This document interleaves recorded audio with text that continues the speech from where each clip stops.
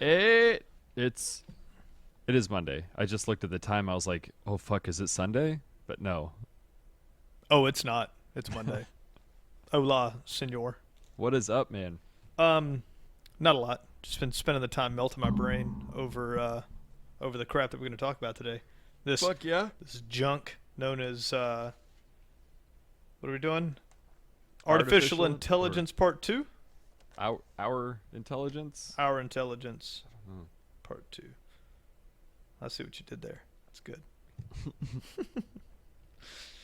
Yeah, our intelligence is for sure artificial.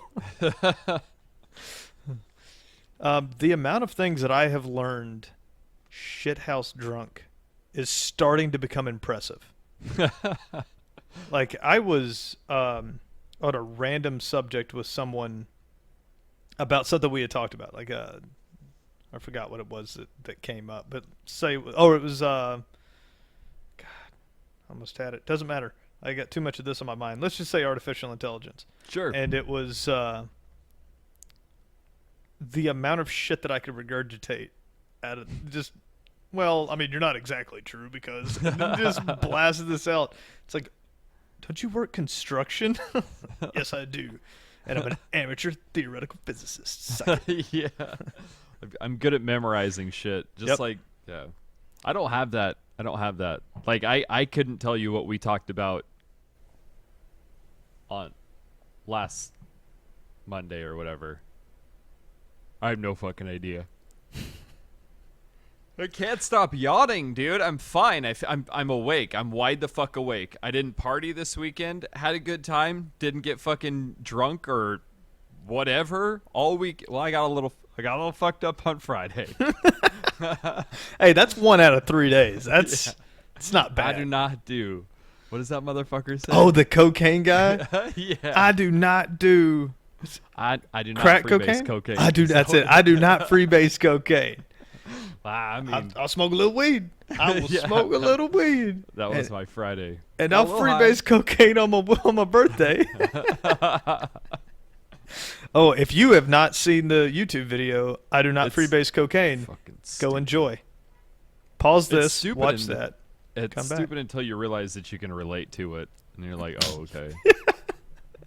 I don't get that drunk. I mean, I get drunk on my birthday There it is. and weekends.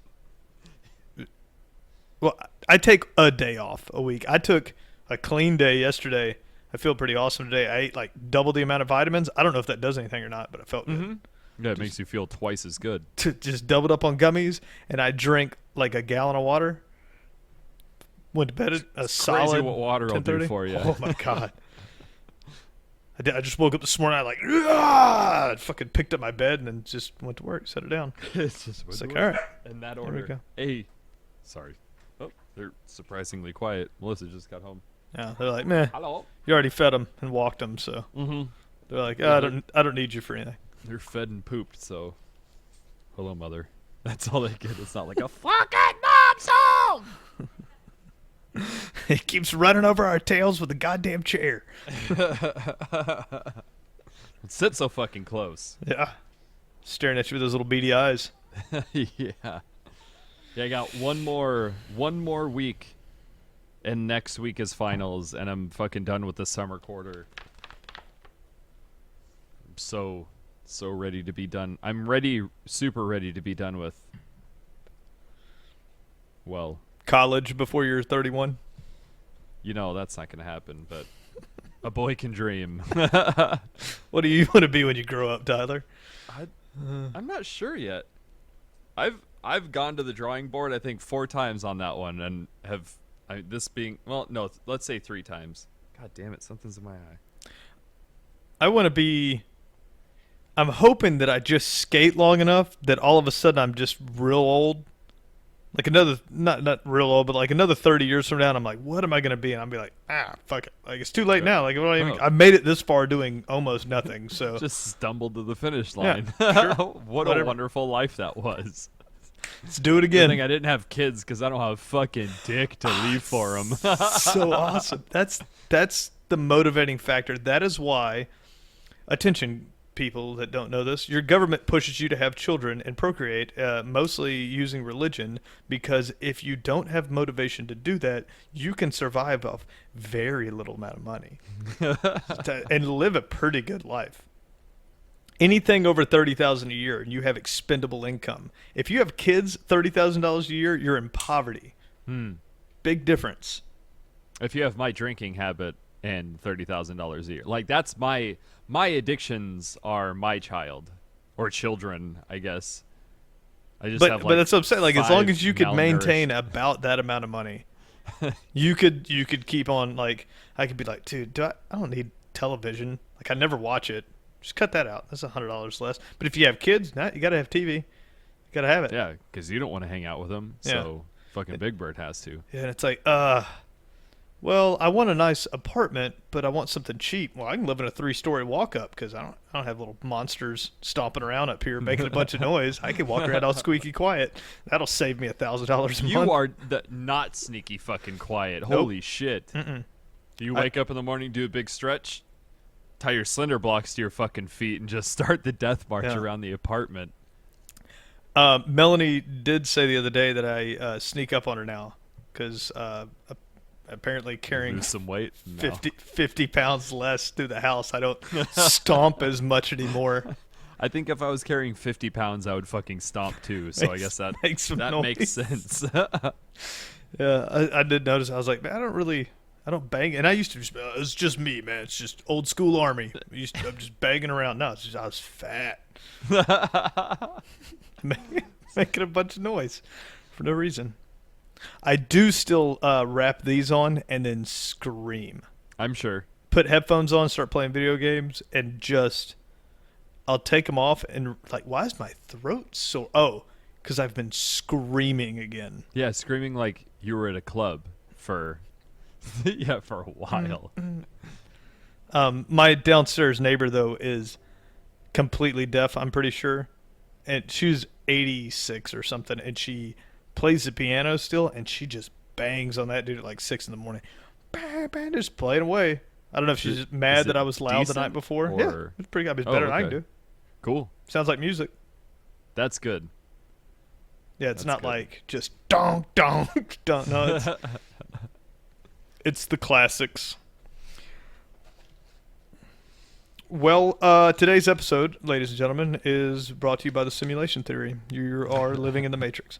So, what we decided to do last week was we popped up a couple massive ideas.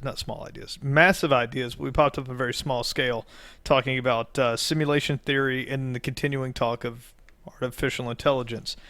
And so Tyler and I decided to package that all up and present you AI episode 2, which one of my favorite episodes that we've done, by the way, was very, very early on, like episode 3. God, I think it was either 2 or 3. 2 or 3, like that. right there. And it's still, I'm like, that's what I want. Like, that's the idea, is to have super deep conversations about things that we have cram studied in the past 48 hours. But they can't all be zingers, as it turns out. So sometimes we get on Kardashian rants. Oh, no. Yeah, sometimes it happens. You got to bring them up every couple episodes. Hate it. Famous. And Oof. God, how do they do it? No one fucking knows. That's the... Too smart to be famous is what I'm going to tell myself. Maybe that's what it is, dude. Oh, you can get famous for lighting yourself on fire. Like, look at Steve-O. Dude got super famous. Just, like, chugging beers in his asshole and doing a bunch of drugs. Building a skate park in his fucking apartment. Wrecking the place. So, as long as you're just an idiot, you can probably get famous. I looked over at Melissa on the couch, and she has, like, a baseball-sized wad of ice cream on this teeny tiny fucking spoon. She just looks at me and winks. Yeah. About to get down to some Stardew Valley. Maybe. Munching her ice cream. Dude, we got... Fuck. Nope, never mind. Not getting into video games. Oh, so close. Almost pulled you in. So, what do you want to do first? You want to do a little simulation theory, or would you like to do artificial intelligence first? Let's whatever order you have it written in. I got a written simulation first. Cool. Yeah. Yeah, I think that explains better. Okay, so brief overview. We've talked about it before, but we'll hit it real quick again. Simulation theory is the idea that we are living in a simulation of a higher power, right? Like there is a real scientist somewhere that is, or more than likely an economist, something trying to predict the outcome of their world. So, being created in their image, like that is so fondly prophesized. Why would you say more most likely an economist? Unless it was done for medical reasons, the only other reason that I could really think, and a lot of people think this, are for economic reasons. So if you are at a time where population is exploded out of control and you don't have enough food resources, or you don't have your economy has become so inflated that it can't handle anymore, you would run, if you had the ability, many simulations with different settings to see in which case it would turn out right. So things that seem almost insane, like the current Donald Trump Hillary Clinton scenario, could literally be them changing the simulation To adjust to see if that would be like okay. Our economy ran perfectly up until this point, and then it kept going on as it had, and eventually inflation has created 40% unemployment rate, and starvation is the number one killer of all, let's say, Americans, right? Let's say they also call themselves Americans. So what they said was, okay, it's at this point. So now the simulation is here. You take what would be the normal, and you rig it, and you throw out Bernie Sanders and any actual possible candidate that should have happened, and then you're ended up with these options. And they're either saying, okay, we either go extreme into the establishment, the high, like the super banking, like we give all control to them, or we blow it all wide open and go super into capitalism, like what would be considered like the Donald Trump side, and then see which one works, right? So economists would be a big thing for running simulations. They already do it with banking simulations, but that just runs numbers. What they're saying that eventually we would become so advanced that instead of just running numbers through a simulation, we would create an actual universe and hit play and just see if it works out the way that we think it does. So that the Matrix obviously is what's going to come to mind for everyone. That is what is the theory. The only difference is we wouldn't be an inefficient battery. We would just be here to figure out some problem. I guess, I don't know, with us doing a video game podcast also, it begs the question of why they insist that it's something serious. It could be nothing but what, I just don't know what fun, like we would be a shitty version of The Sims, right? But I mean, you have games like RimWorld is a new one, or Dwarf Fortress, that's based on like you have no control over what these little fucking beings are going to do. It just all seems randomized, and they just kind of do whatever they want to do, and you kind of shape their environment, and then you just, okay, now go do your thing, and then which you could observe these, I don't know, it just seems like we are notorious for, by we I mean humans, for thinking that we're way more fucking important than we actually are. I would assume that if we were a video game, we would have bigger monsters, but that's only because I live in the world where monsters are normal, right? Like a lion's a monster. Yeah, I was talking to somebody yesterday. Like a tiger is a fucking monster. Yeah, what Rogan says, if they came from another planet and landed here tomorrow, and we'd never had them before, we'd be like, you gotta fucking kill it. That was his deal. To give credit to him, but he says like we would eradicate it, and it's 100% true. If you if you brought back saber-toothed tigers tomorrow and they just went berserk, you let 2,000 of them loose in downtown New York City, we would freak out. Yep. So maybe it is. Maybe it is a game. But yeah, I don't know. I feel like I had to bring it up for the sake of. You're right on point there. It could be meaningless, but I think that is too depressing to think about. So we think of what the actual applications would be.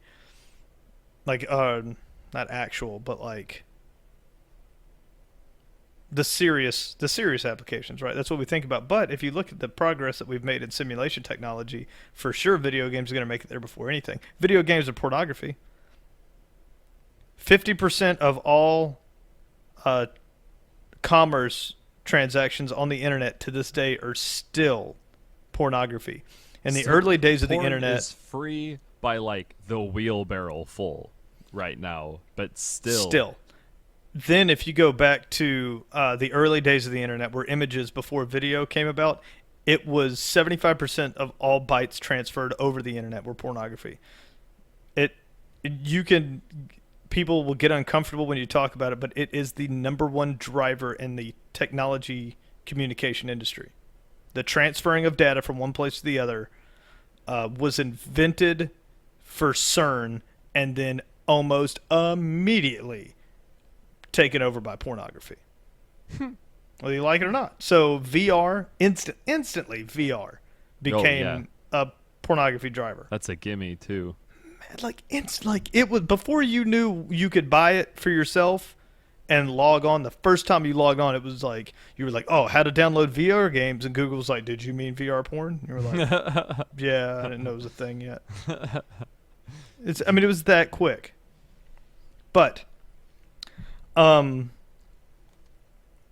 actually, if we're going to take simulation theory, no matter which version you think we are, whether we're a pointless video game or that we're a more substantial piece of software. Simulation theory, as we go along, goes around from when it was brought up 30 years ago, when describing solipsism, which is the belief that one's own mind is the only sure thing in existence.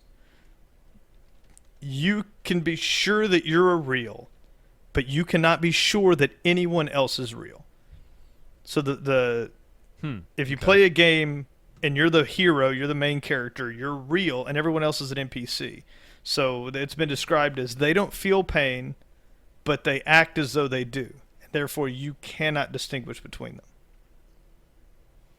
So how many people are heroes and how many people are other? You could be the only one, or you could not be. So what's more likely is it's a mixture of both, but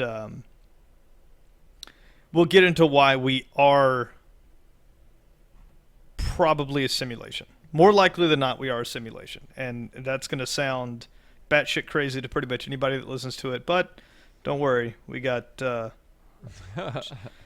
it's indisputable and unprovable, which is a problem, which means that you can't. It's like saying God exists and he created everything, and you're like, no, we evolved, and they're like, yeah, but who created? Like, you could just keep going, well, who created that? Well, who created that? Until you get to a point where you cannot technically test it. And that's the problem that they're having with simulation theory is, although it cannot be disproven, they're having a very hard time also proving it.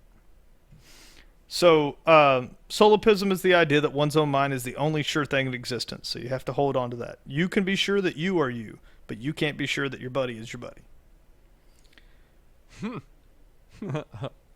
A multiverse would be if we're in a simulation, it would stand to reason that there are many, many, many simulations because we never run just one. We always run a ton of them because you got to get consistent data.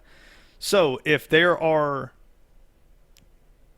a bunch of simulations running on, say, a single server, electricity that runs our server also moves past us and moves on to another simulation running on the same server, just like a video game.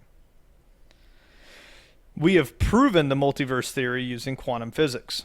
Quantum mechanics allows a one to be a one or a zero or both. It Hmm. allows things to be two things at once by a quantum connection where things get fuzzy. They don't move the way they should. General relativity no longer applies when you get down to a quantum level. And we're not going to go a ton into quantum physics on this, but you can look it up um, and see that once you get down to what's called spooky physics, I think is what they call it. Spooky.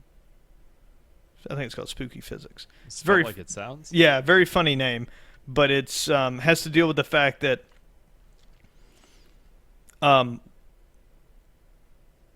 A and B, A plus B can equal C all the way down until quantum physics, and then A plus B could equal AB. It could equal two B's would equal a Z. Like it just starts to get to the point where nothing adds Quantum up anymore. entanglement. Quantum entanglement is what allows one. It's not an object, but one particle to also be another particle. It can, so that's where you get the one, like quantum computing is where instead of writing code in zeros and ones, you write them in quantum code, which is a zero and a one at the same time. So it's very hard to grasp. So crazy, dude. It was described that if you study quantum theory and think you have it, then you don't understand quantum theory. It is, it hurts your brain, but the thing you need to know is that it has been proven. We have the Large Hadron Collider that has found these. We found antimatter now. We know that's a real thing. There is lots going on that at a subatomic, at a quantum level, just don't make any sense. Like the ability to not follow trajectory paths and could be halfway across the galaxy and then also here. And that, I know it doesn't make any sense. It didn't make sense to me the fucking first 20 times I read it. It still really doesn't. I just take it as fact because there's a bunch of numbers to go with it. But bear with me. That's what proved multiverse. So we'll move on from that. That's the last time you really have to worry about quantum physics. Is that we can move things between us and the unknown. Like we can't see the other side, but we know that this particle can be here and then it can also be there. And when you get down to colder than the known universe, it's very cold. They run this down to almost absolute zero. That's when all of the particle movement stops. They all lay flat and fall in line together. And when that happens, they start to disappear and reappear. So once you can get them small and calm enough, it's like they can slip through that fabric to what's next to us, right? Which, Wow. Wow.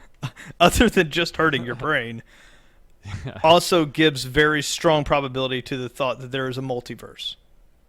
Which, if we're in a simulation, is very easy to describe. Because if you ran on your computer right now a simulation, Hmm. and you ran three of them, Yep. the same fabric background would be there. So, like, let's say you're running three programs and Windows is your desktop. Yep. When you cool particles down so low that they stop moving, they can fall out of your program onto your desktop and then pop up in a different program and back out again. Okay. The Yeah. simplest way to Oh, talk about it, even though okay. that's still real I get it. confusing. All right. So now we'll get to the goodness of simulation theory. This is the juicy stuff. This is me, not me. I didn't write this, but this is the three theories. Sorry, not a law, written for simulation theory. Humans or anyone else. I'm not really getting into aliens today, but let's just whatever the creature is. These are the three possibilities that they believe all civilizations will reach. A civilization will become extinct before it has the capability to simulate an entire universe, and that will always happen. So that no civilization will ever reach that capability. It's possibility one. Possibility two is civilizations all across the universe and multiverse do reach that, but out of the moral implications, never run a simulation. Or option 3. Option 3 is going to make the most sense, maybe, but will also prove that more than likely we're in a simulation. Option 3 is civilizations progress to the point that they can run complex civilizations with billions of different creatures in an ever-expanding universe. And that doing so, they would create several of these simulations, and that those simulations running on an exact lifelike timeline would also create simulations the exact same way, and this would include infinity. It would just continue to happen. That makes the most sense to me. Right. So, given the idea of infinity, which says everything that can happen will happen, right? Infinity Everything that can happen has happened. Has happened. An infinite number of times. Correct. Then, for every civilization that has created has come with the ability to make a simulation, has done so many times over, and those civilizations have done so many times over. So for every real civilization, there are billions of fake ones. There'd be an infinite number of fake ones. So the probability that you and I are at the top is literally infinitely small. Right. There is someone up there, but more than likely, you are not it. And that's just math. I mean, it's not like... yeah. It's math also says that there is a chance that we could be that, which is bananas. But we could have nailed the lottery. Saying there's a chance. Saying there's a chance, yeah. So those are what these guys believe are the 3 possibilities. And this is now widely accepted that if you take infinity into account, right? We've all been taught the universe is infinite. As long as that is true, if everything is infinite on an infinite timeline, then those are the 3 options. I don't see us if we were today able to create a simulation of this, I wouldn't see our morals stopping us from hitting the start button. I don't believe that at all. I think we would. I think someone's already trying. I think that's why Google Mind and all of this is already a thing. That's why we're talking about AI today, because creating AI is like step 1. Once you can create consciousness in electronic form, then everything else is just a generation away from happening. Like, it's not... That's the key. So either it could never happen, it can happen, and we go, oh, shit, you can't do this. And everyone forever and always says that for infinity. Or it has happened, and then mathematically or statistically thinking, we're probably a simulation. Yeah, 'cause it just... Like, morals would say that they figured out a way to do it, and then they prevented anyone from doing it. Which, I don't know. Like that, the fucking story about kids' parents telling them don't touch the stove, it's hot, and then finally they just fucking lay a hand on it. Like, you're going to have those people. Like, before that sentence, don't hit the play button because it's not morally right for us to do this to create a universe. Before that sentence fell out of your fucking face, someone would have just slammed that button on the desk and off they go. Season 2, Rick and Morty, where they go to the fucking spider planet, where Rick's car won't start. Fuck, I didn't see that one. Oh man, so his car won't start, his little spaceship. And he gets out and he's like, anyways, he opens it up and he goes, the battery's dead. And he goes, what those little shits are doing in there? And they go inside the battery. Yeah. He created a universe and gave him a box to produce power. And that power that this world created powered his car. And then that scientist created another box that powered their world, so he didn't need to stomp the box anymore, so Rick lost all his power. And then they go into that box, and that guy has created a world that isn't mature yet. So it's just like us as primates running around. And he's like, yeah, when they evolve enough, I'm going to introduce this googly crank, and that crank is going to produce power, so we don't have to use this whatever invention. And so it just keeps trickling down. And it's a very fun when he's way. wearing the antennas, like the spring antennas, and flipping them off. Yeah, he flips them off, and he calls it Peace Among Worlds. The idea that once it starts, it will forever continue is very much in play here, and that is it's a good representation of that idea in a very funny, simplistic form, but still really good. That show is fucking really good. Real good. Real good. That's one of those you watch it over and over again because you catch those guys are smart. Yeah, it's well written. Now, simulation theory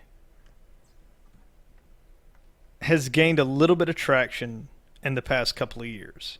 And that's why we're talking about it, and that's why it's becoming a little bit of a scary thought, because if you have your head in the sand and you don't worry about it, you don't think about it, then you can live a super long, happy life.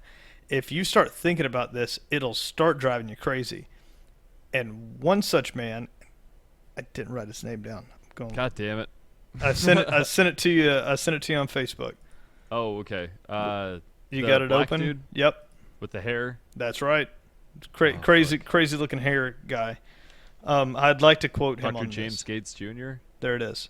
So, Dr. Gates Jr. is a theoretical physicist, and he went out to prove string theory. Now, again, so much stuff to try to glance over here, but string theory is the idea that general relativity, I didn't write this down, so let's see if I can remember it all. General relativity and quantum theory do not follow the same rules, and physics should not allow that.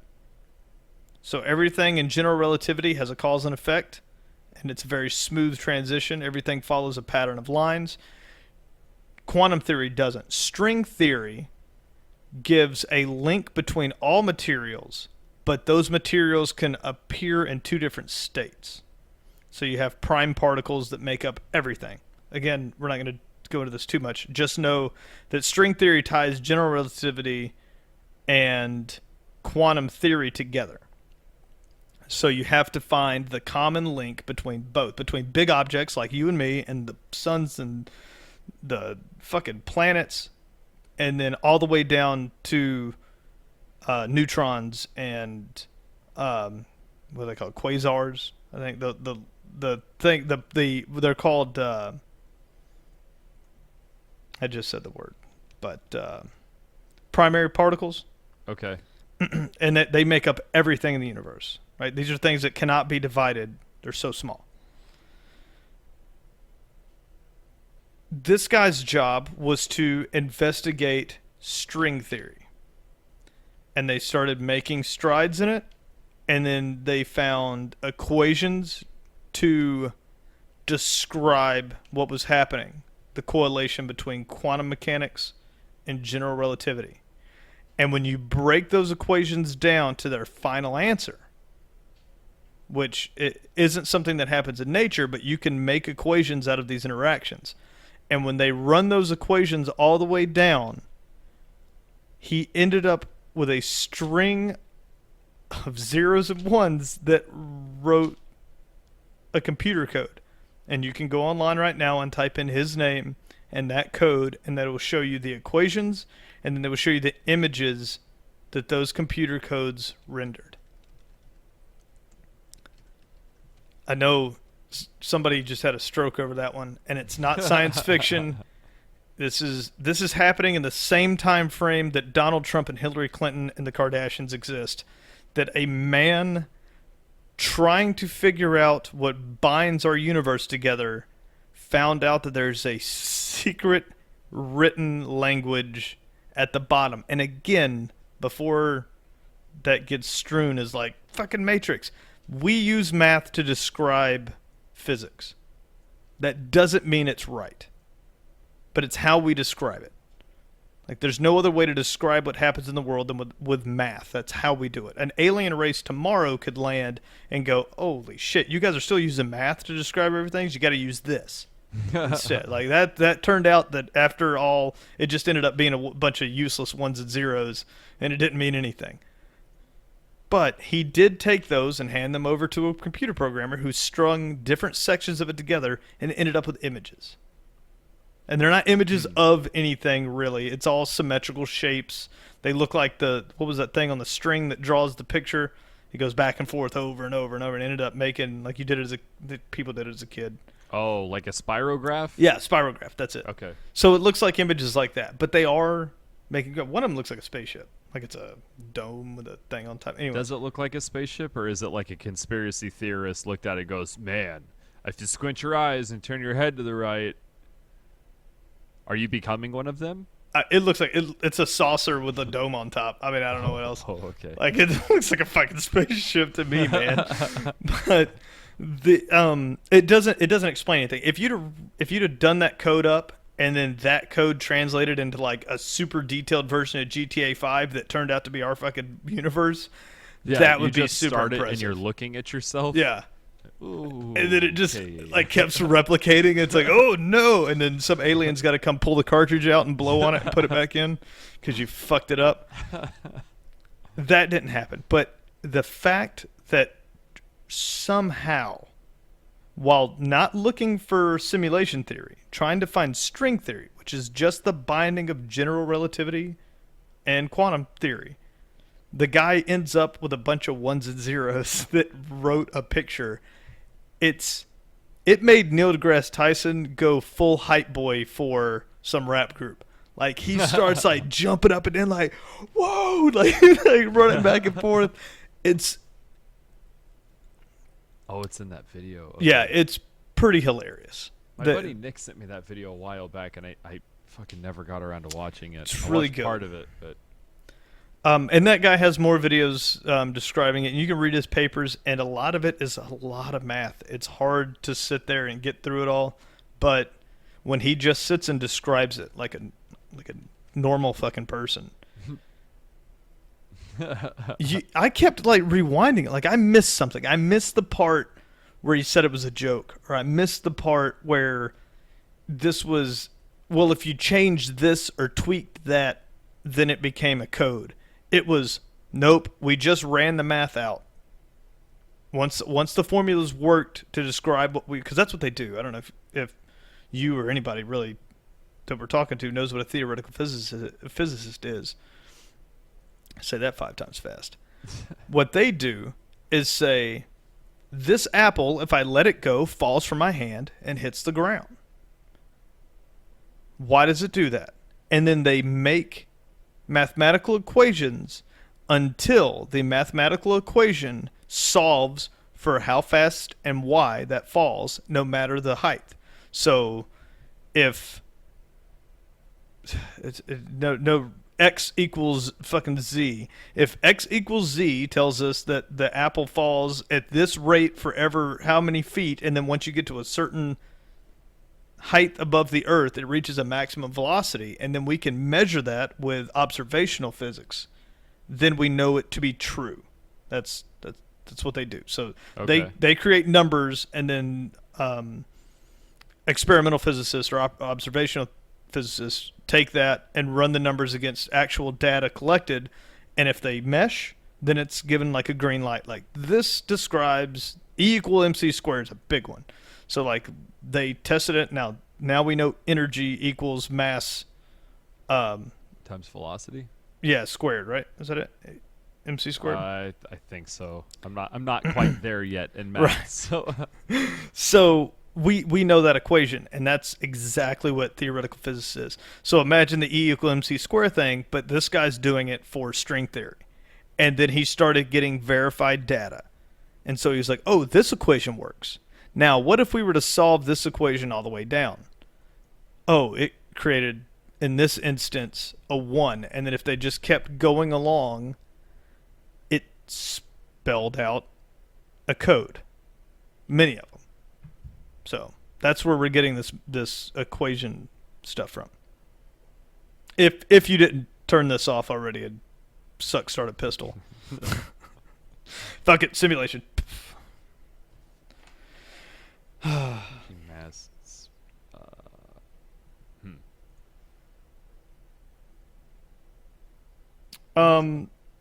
So It's kinetic energy. E is the kinetic energy. So it's what the fuck is divided by the speed of light squared. Hold on. E equals mc squared equation in German-born physicist Albert Einstein's theory of physical relativity that shows that the increased relativistic mass, which is m, of a body comes from the energy of motion of the body. That is its kinetic energy, which is E, divided by the speed of light squared. And that is a perfect example of this. If you run the equation E equal mc squared out, you find that nothing can surpass the speed of light. So the final number of E equal mc squared was the speed of light. And it doesn't work any further than that. And so that's the universal speed limit, or the processing power. That's when the equation breaks. Right. Is at the speed of light. Okay. And testing it, we have found it to be true all the way up until that number. So that's like a universal speed limit, which why would we have that unless there was some type of processing power that couldn't handle anything faster? That's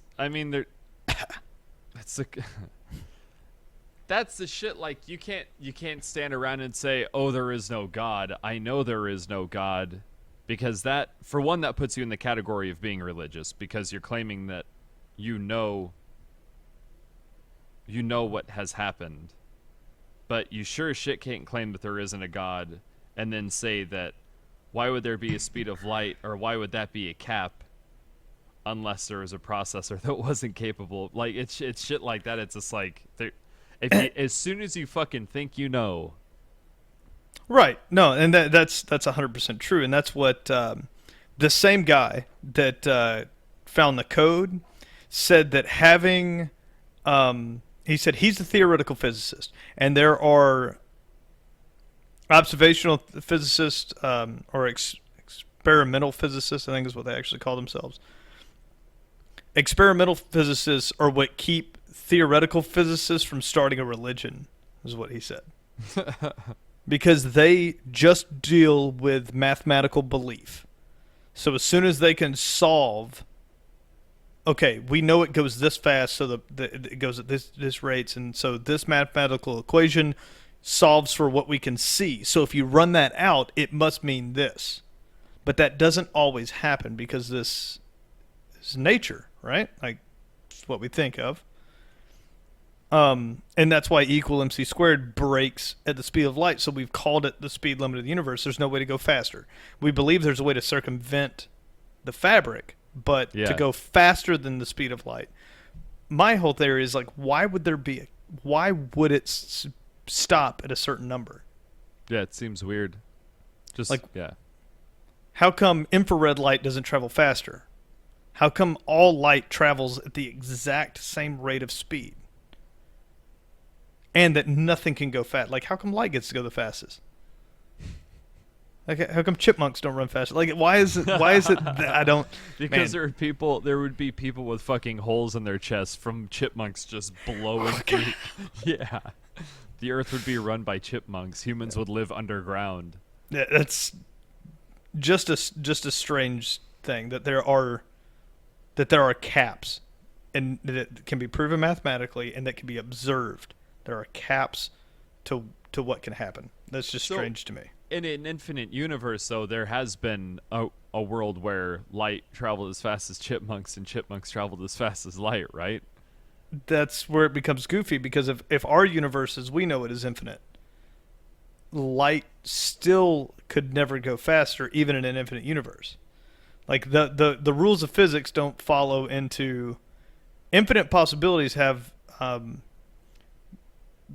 basically, because everything is infinite, everything that will happen has happened, and everything that is going to happen has already happened before. is just numbers running itself out. And since it's infinite, eventually all numbers everywhere will repeat themselves. Mm-hmm.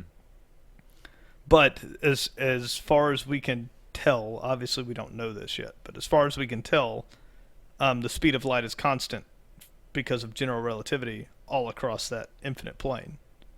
That there is that makes sense. Infinity runs left. Think of it this way: like infinity is a strip that runs left and right in a circle, and it just keeps going around and around. But there is a top and a bottom, and that's as slow as you can go would be absolute 0 Kelvin, and the fastest you can go is the speed of light. It's crazy that a temperature is your slowest speed. Right. It just stops. It stops molecular movement. I spent a lot of time on these, but this weekend I spent way too much time. Like I started, like yesterday I stopped drinking and just ate real healthy and Nice. drank a bunch of, like, I was like, am I? All right, I'm going to share Oddly something. motivated, I'm gonna actually. Share something with you in the world right now, which might get me locked away. Yep, I'm going to put it out there on the internet. I spent so much time on this over the weekend that I filled a bathtub up with water and tried to move it with my mind. Yep. That's a real thing. Where did you end up on the internet where you thought, I didn't. That "Fucking, came I don't from know until I try"? I was going through all this and I thought, if it's a simulation, someone's watching. And if someone's watching and they just wanted to fuck with people, I'm sitting here, I'm not recording it. I didn't set up, like, I was like, you could make me part water like fucking Moses. And only I would know. And they could never let me do it again. And people would think I was batshit crazy. People go crazy all the time. Why not let me be the guy that goes batshit crazy? And I fucking just went for it. And I was, dude, I half expected that shit to go.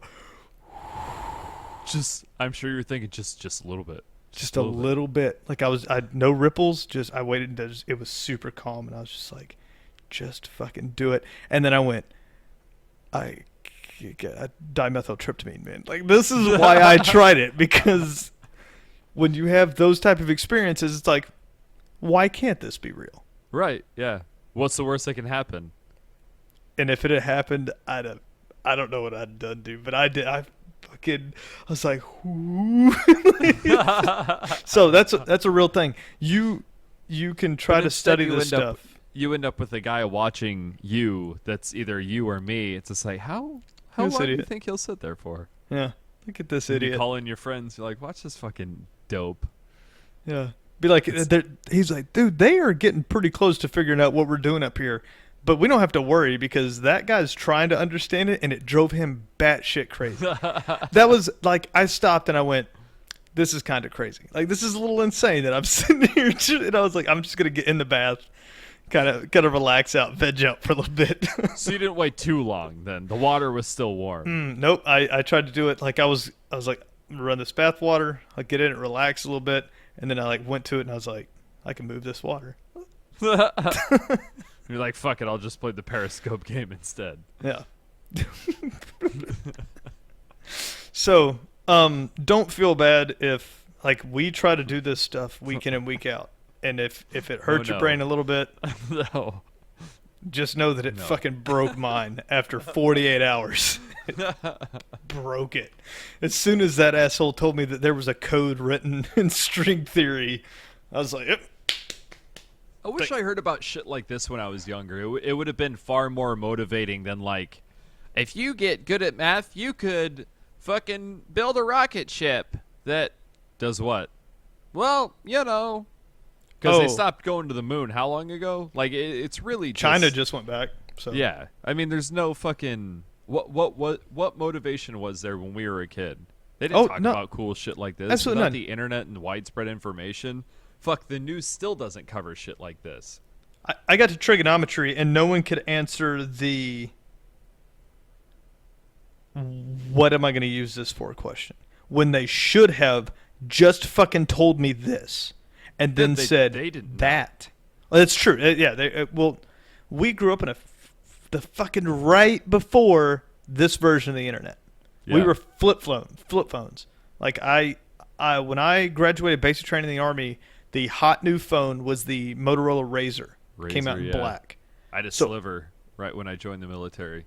so I went out and got the Razr. I stood in line for it, bought the fucking thing cash. I've been in basic for 9 weeks and was like, dude, I got the hottest cell phone. They're never gonna get any smaller than this.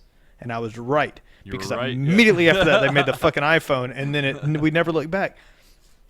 We'll start transitioning over here into artificial intelligence, but artificial intelligence, Google, the whole lot of them have attributed the last 5 years technological breakthrough in cell phone is the reason why we are getting to the place where we are.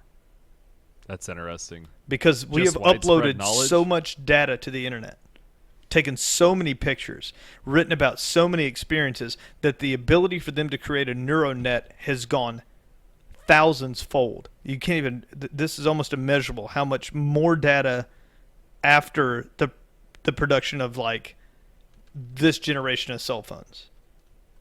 It's insane. Yeah. So the last thing I'll do on simulation theory before we get out of it is a couple of reasons also why to think that we are in the universe.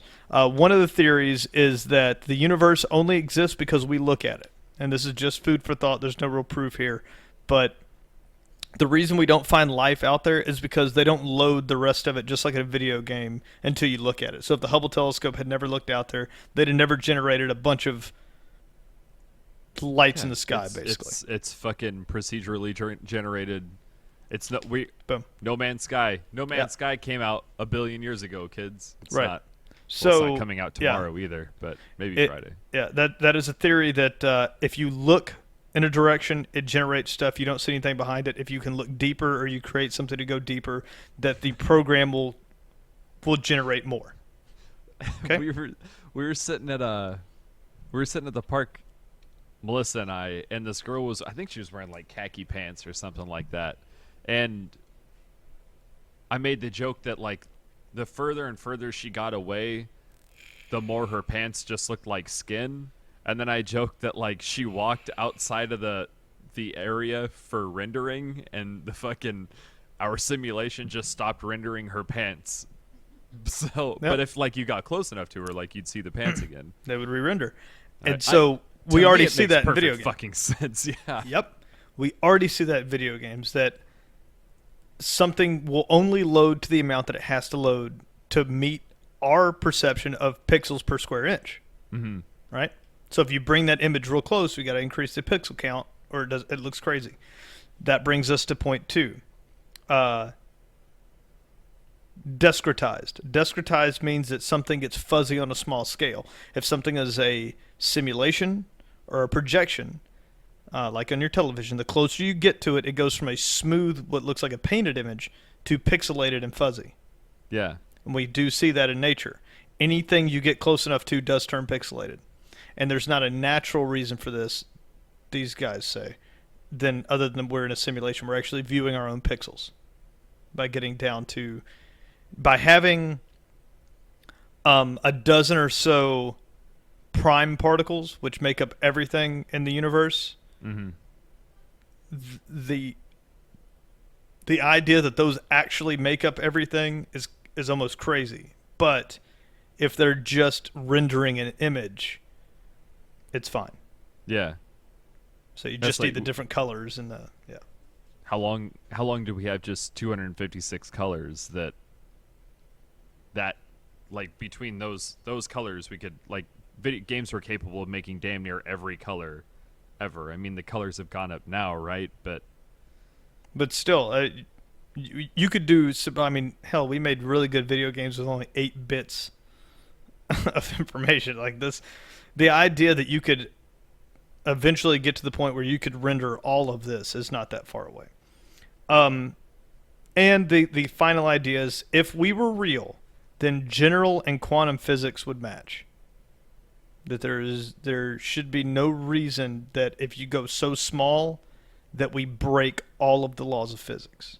Yeah. And Somehow so they that say makes the sense, the but- only explanation for that is when they created the simulation, there was no expectant or no capability to stop us from getting small enough that they could no longer keep the same laws. That there had to be like a base layer of code that wrote all of this. So that's what we'll leave you with. Jesus. On that. Jesus. I mean it. That.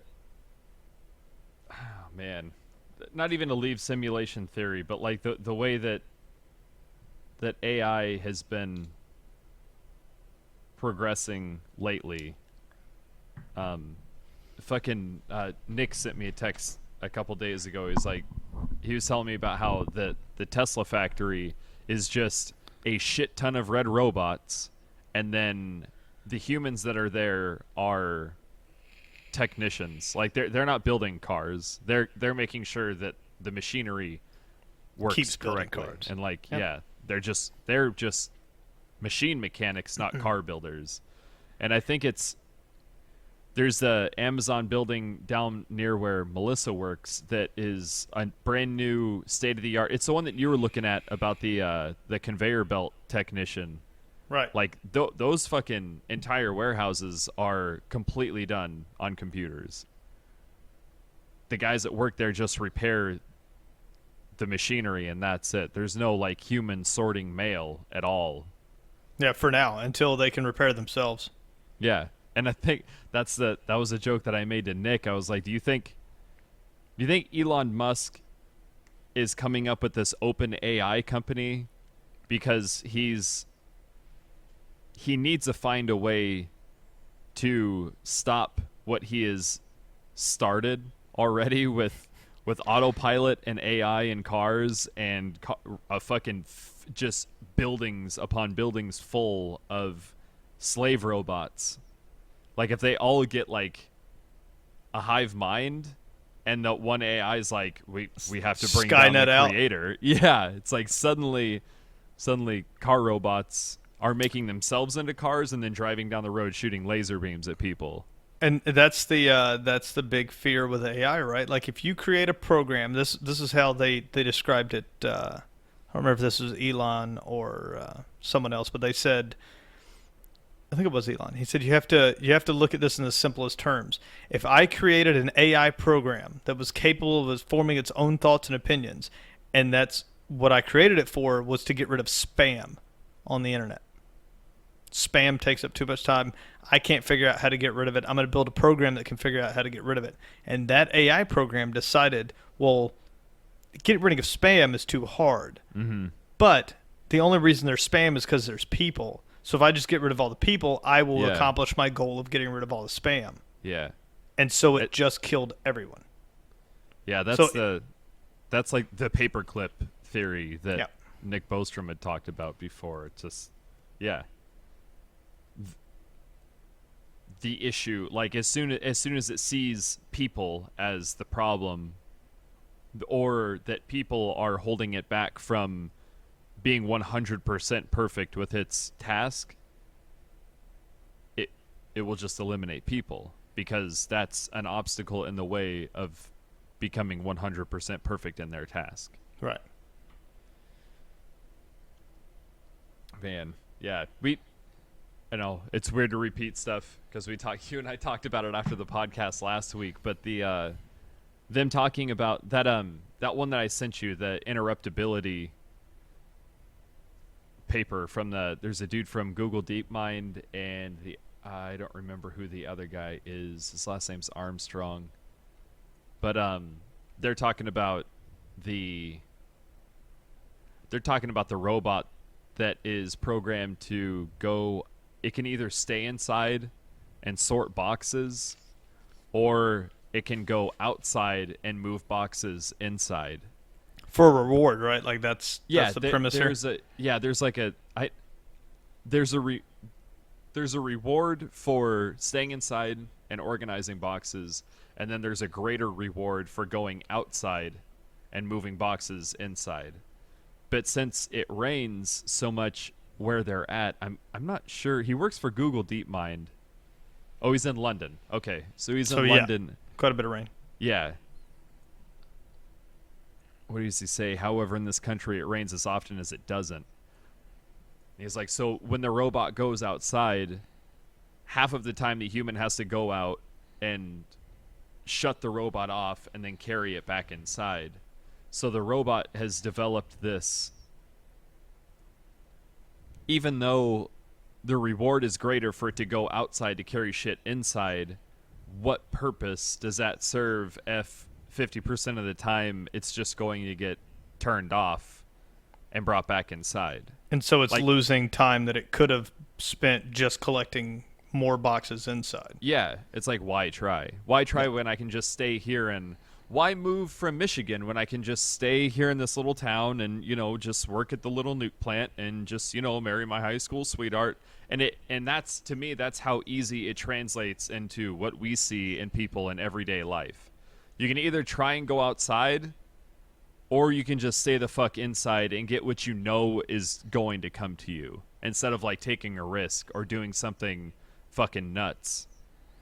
Which is like you said, we talked about on the podcast or after the podcast the other day was, well, then lazy people are probably the mathematical norm, right? Like finding the simplest line. If computers are already doing it, then it would stand to reason that people that take giant risks and go out and do great things are... Those are the weird ones. Yeah, that's the weird one. You're not supposed to do that. You shouldn't. That's not normal. Normal would be to just work your job and get your reward or small paycheck that is enough to sustain you to the end. Just stay in your fucking hole, be quiet, and then die. Reproduce, die, and then just rinse and repeat. Yep. But then in an example like someone going out and doing crazy would be like Watson, who is the AI that diagnosed that woman's leukemia in 10 minutes. Like you have doctors that are incapable of figuring out what's wrong with her, but this AI is able to pound it out in 10 minutes. And it's just the simple idea that it's able to process thousands upon thousands of hours of research within a couple minutes. And it literally knows everything that we know, and it actually remembers everything that we know. And it, within 95% accuracy, predicts death, which is the... Yeah, I think it was 96, actually, just to make it a little bit more fucking grim. 96% accuracy. If it... and the doctor, you were talking about it, you sent me the thing, like the... where you said, "Oh, if it says you're gonna die, you're probably gonna die." And what we mean by predict your death, and that's when the fucking video ends. That was it. Good. Thanks. Turns off.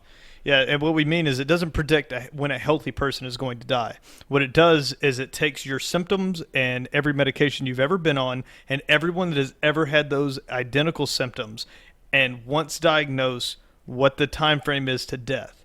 And with a 96% accuracy, can predict if you were to get lung cancer and then also take some statin, whatever, and also your family had,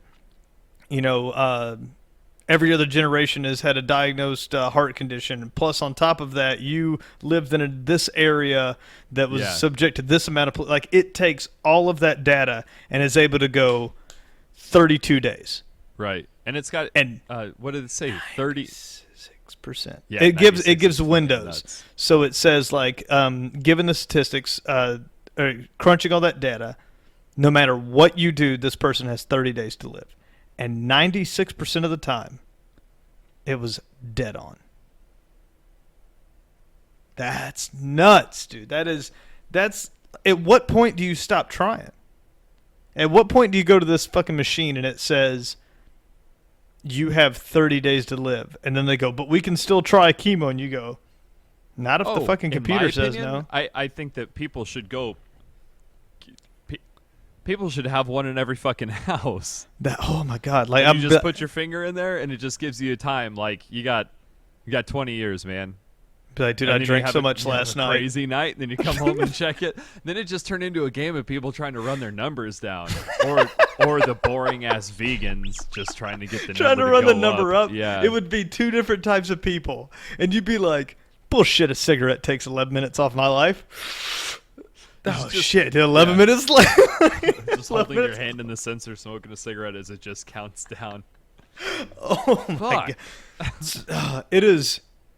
that's exciting news because people, so much money and so much heartache is wasted on terminal illnesses that doctors pretty much can tell you that you're not going to live, but he's still a human and you've got that hope. But as soon as a machine Yeah. can stamp a number to it and say 96% accuracy, Yeah. you've got 30 days to live, you're not going to waste that 30 days strapped to a fucking table getting chemo. I certainly fucking wouldn't. I mean, I can't answer that because I've never been in that scenario. No. But I have a cousin who is alive still today, who works for the FBI, who used to be a police officer and became a sharpshooter on SWAT. This dude got prostate cancer and had a 25% chance to live when he was, I think he was 17. And here he is today. Like, he was on the New York Times a couple days ago. Like a huge $65 million cash bust. Fuck, it's insane. It is. Like, that, but because if that dude listened to, but the difference is that Watson wasn't telling him. Or also, telling the doctors then. Okay, right now it's predicting and it's finding stuff out. But we can't be more than a couple years away from you being able to plug in everything about, let's say, Joe Blow. Joe Blow gets diagnosed with prostate cancer, and there's 10 ways to treat it. You can't do all 10. You got to do one way. But there's 10 ways to treat this. You can plug everything into this computer and then run a simulation, like we talked about before, on all 10 versions. And then it goes, this one you've got a 20% chance, this one you got a 10, this one you've got a 30, this one gets an 80% chance of survival, and you go through and you go, okay, that's the one we go with. That can't be very far away. It's just like that first episode 1 of season 2 of Rick and Morty, when the realities start to split. Like, there would just be split into 10 different. That's all you do. You play, and god damn it, that teams up perfectly with what we talked about. That's immediate example of why we would run a simulation on a very small scale. That's why I thought the idea of a simulation and the idea of AI are not far apart at all. That's they're why we're very close. So yeah, just that single guy right there at 96% chance or 96% ability to tell you whether or not you're going to die is only an update of firmware away from being able to tell you the percentage of each medication effect to cure whatever it is you have. Yeah. And it's just based on data too. Like, observational data. The longer we go, the better it will get. It's not, at no point in time is it going to get worse unless somebody just intentionally fucks it up. Yeah, somebody wipes the servers for whatever reason. So the Aspen Ideas Festival was last month, and it was it's just a bunch of smart people getting together, like a giant TED Talk. Okay. And something, I was watching it, and something interesting came out of it, and a reporter put together a time lapse of AI, and I want to go over that with you real quick. So this year was the 60th anniversary of the term artificial intelligence. Oh, okay. In 1956, it was made as an academic quarrel. So just an idea of basically a student or a professor, whatever he was at the time, coming up with the theory of something artificial thinking like a person. Gotcha. Okay. A year later, 1 year, the framework and mathematics for a neural network was mapped out. Very rudimentary one, but that idea, the concept of a neural network.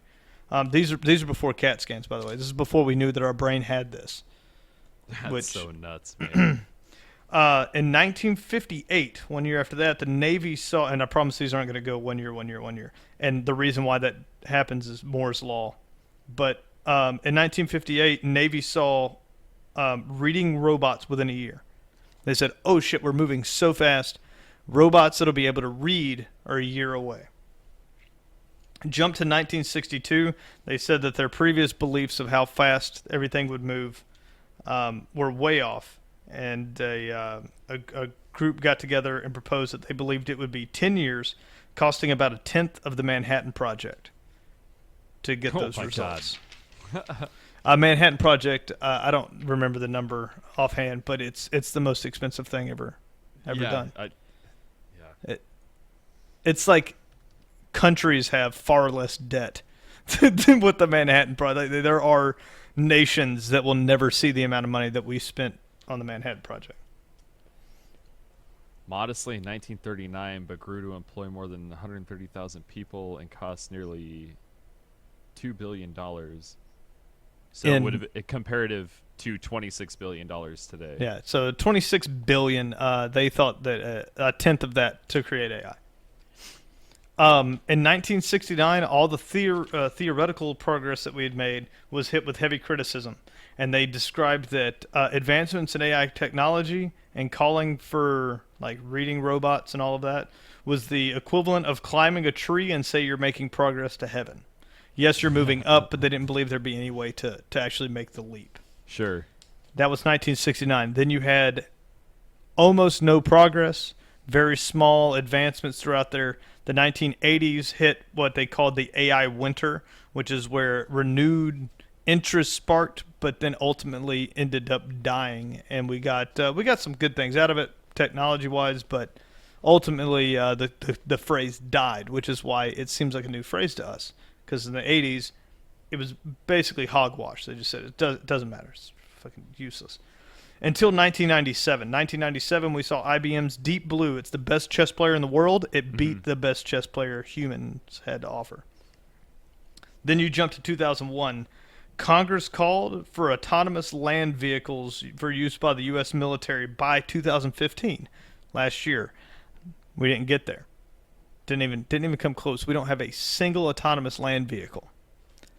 Oddly enough, 50% of the United States Air Force is autonomous.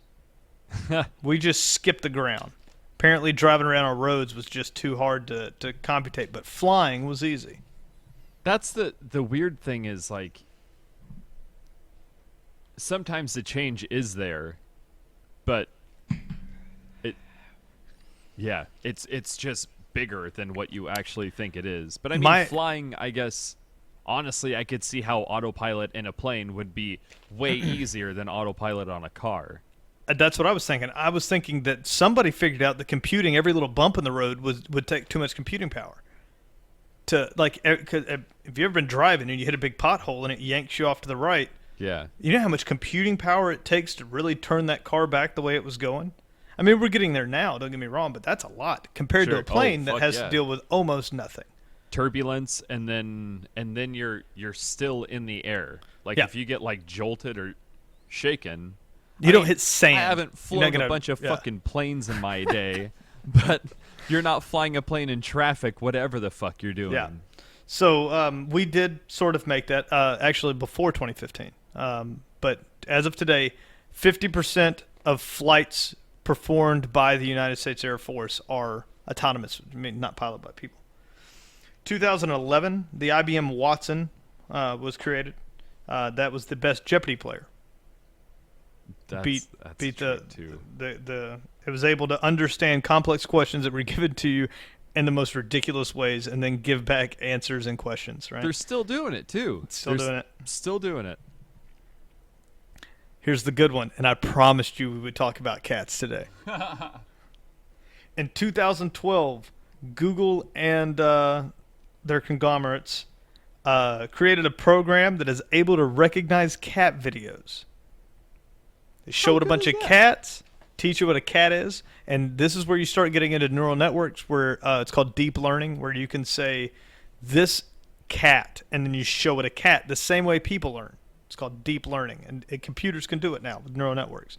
So you can say cat and then show it a picture of a cat and do that over and over again until it can recognize the similarities between a fucking jaguar and a house kitty. And then it can give you, that's a cat.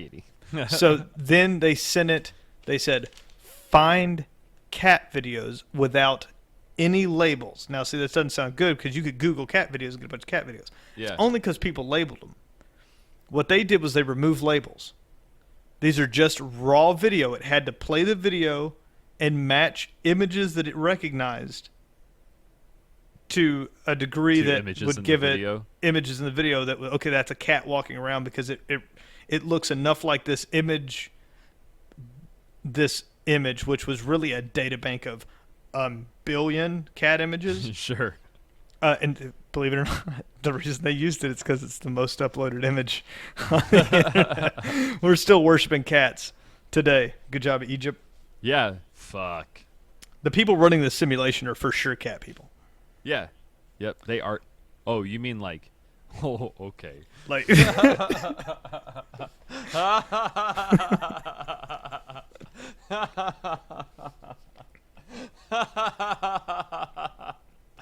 Oh, that's the funniest thing that'll ever be said on this fucking podcast, dude. There's probably some people that are just listening like, what? what? Like, who was that? Mitch Hedberg? Was that his joke? I think it's Mitch Hedberg's joke when he's like, my mom told me that her friend was a cat lady, and then when I met her and she just owned a bunch of cats, you can understand my disappointment. Almost to the end here. 2013, working robots replace humans in harsh environments. We have the ability now to produce robots that can perform the exact same tasks that a human could do in an environment that could not sustain human life. So we can go to different places. This now opens up huge doors at the bottom of the ocean, other RVs, planets. yeah, obviously. that was the first thing anywhere. that popped into my head. 2016, AlphaGo became a thing, and that was Google's DeepMind project. And Go is a game that doesn't have a mathematical objective, right? I don't know how to play it. Not many people do. I mean, understanding how to play it, I think, is very straightforward. But understanding tactics in Go is what is fucking crazy. Because, like, the idea of playing chess isn't that crazy, right? Like, it's checkers, but, like, learning strategies for that stuff. Whereas Go, the amount of movements are, like... That's the There's problem, right? way The amount more. of moves every time your opponent moves one, the amount that it changes the possible number of moves on the board was too extreme for any previous computer to comprehend. Yeah. As of just a couple of weeks ago, they've been doing tournaments, like what was it 5-game tournaments, and it's getting better, and it's to the point now that on game 4 the guy won 1, and he beat him 4-1, and it's been like 4-1 or 5-0.